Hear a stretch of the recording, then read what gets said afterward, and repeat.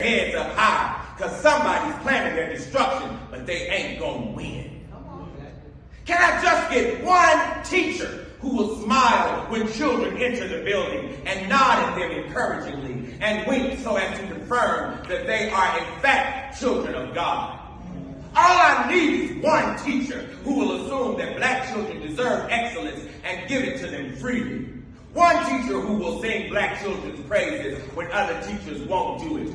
Is there one teacher here who will spend her last dime, her very last dime, to decorate a room so magically that students enter in awe and wonder?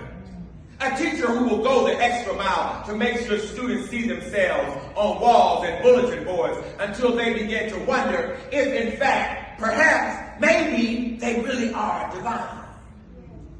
Is there a teacher who won't gossip about problem students, but instead spend his or her time in prayer, asking God to work a miracle where they cannot?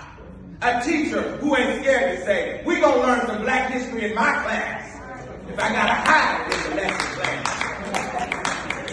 Is there a teacher, just one teacher, who will arrive before the others and create a curriculum for visual and auditory and oral learners so that no child is left behind for real?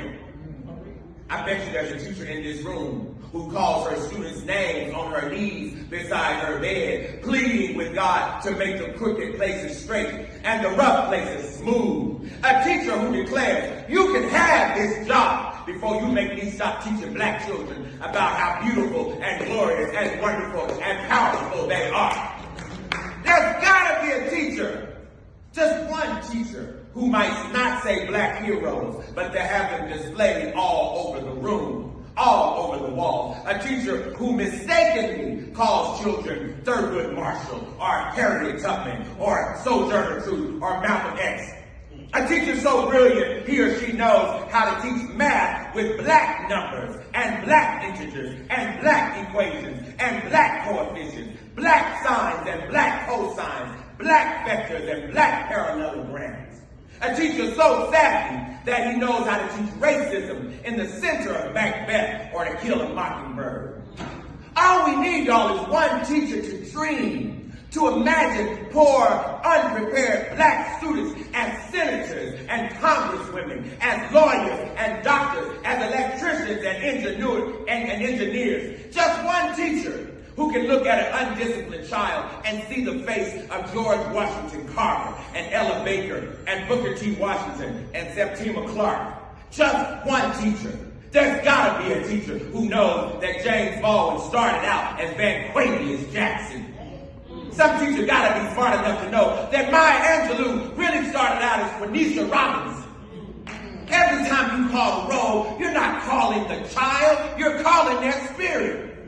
And in just 1 minute, every teacher in this room is going to start calling roll like this. Amaria Williams.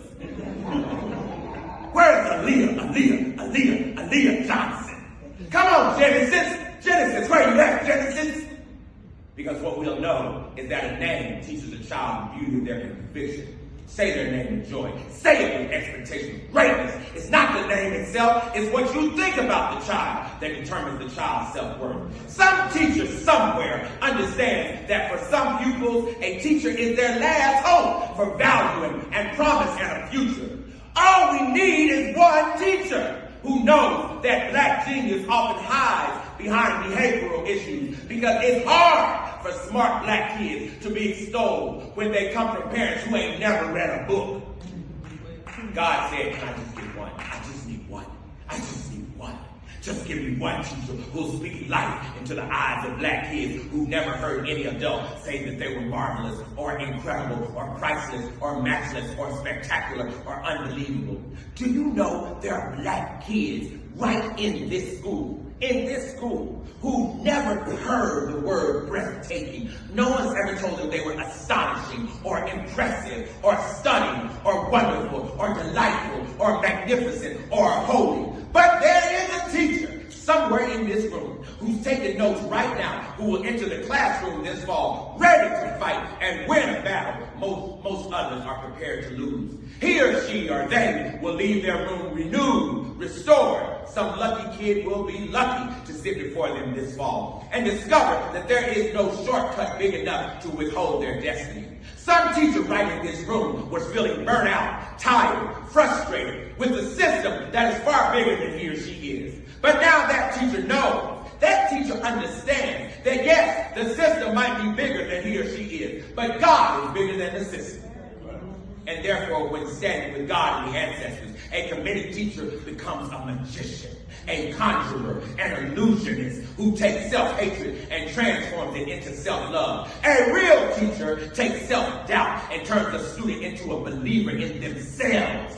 A real teacher understands that you don't need to reach every kid you teach. Just teach, and teach hard, and teach thoroughly, and teach boldly, and teach sincerely, and teach honestly, and teach excellently, and teach passionately, and teach wondrously until the student can't get enough of your teaching and doesn't want to even leave your room and creates excuses to come back to your room when they're supposed to be in some mediocre teacher's room.